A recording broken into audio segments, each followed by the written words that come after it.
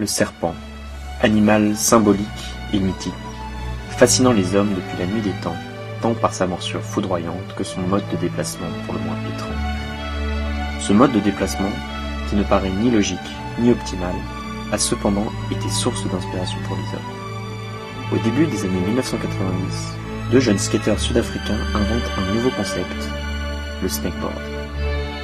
Le mouvement complexe de ce genre de système a très vite intéressé les chercheurs.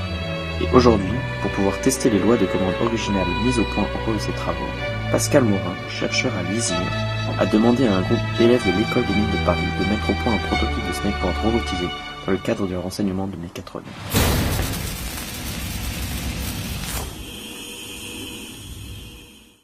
Mais la mécatronique, c'est quoi ? La mécatronique est un enseignement du cursus des mines de Paris qui s'appuie sur la conception et la réalisation d'un système technique pour apprendre le travail en équipe. Notre équipe est composée de 13 mineurs, 10 BTS et leurs 3 professeurs qui ont des compétences complémentaires en mécanique et en électronique. Nous collaborons pendant 1 an dans une approche résolument industrielle qui est d'ailleurs supervisée au sein de l'établissement par moi, le Big Boss. Le système technique qui va constituer notre projet est un snakeboard robotisé instrumenté. Il nous a été commandé par un client extérieur qui est chercheur en robotique à Pierre et Marie Curie, monsieur Pascal Morin. Nous nous sommes ensemble fixés des objectifs à l'aide d'un cahier des charges dont l'enjeu était de diviser le système en sous-systèmes pour ensuite faire des choix de conception dans chacun des sous-systèmes pour ensuite lancer la fabrication.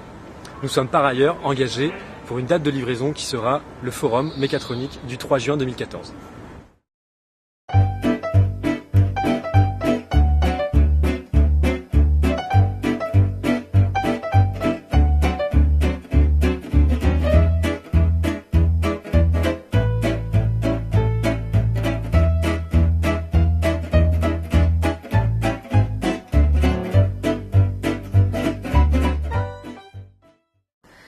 Le pôle méca s'est occupé de tous les aspects mécaniques du snakeboard, depuis sa conception jusqu'à la phase d'assemblage du prototype.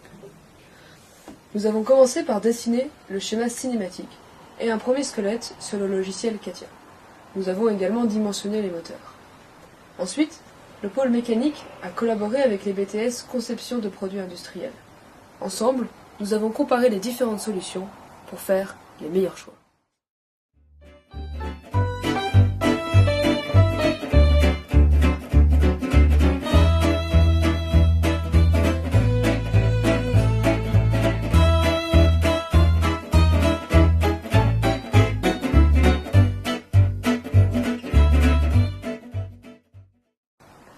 À partir du mois de février, les BTS ont conçu et dimensionné les pièces du snakeboard grâce au logiciel CATIA. Ensuite est venue la phase de fabrication et d'assemblage du snakeboard. Les BTS se sont chargés des pièces subissant de fortes contraintes qui ont été usinées dans leurs ateliers. Les élèves des mines se sont occupés de toutes les pièces en plastique grâce à une imprimante 3D.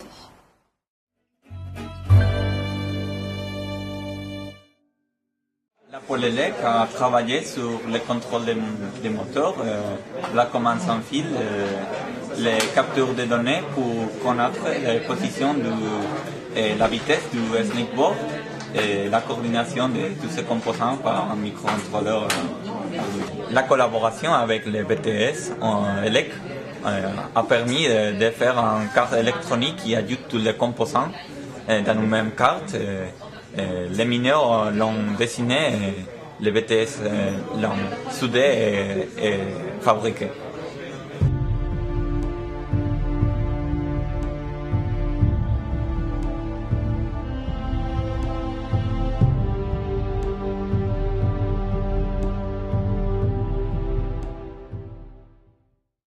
Donc en plus de BTS, méca et élec, on est amené à travailler avec des BTS COM. Mais la nature de la relation par rapport aux autres, elle est complètement différente. Les deux types fournisseurs et clients. Elles se chargent tout le long de l'année et suivant un échéancier convenu à l'avance de nous fournir tous les livrables. Par exemple, les 3 newsletters et la charte graphique dont on sert pour tous les documents.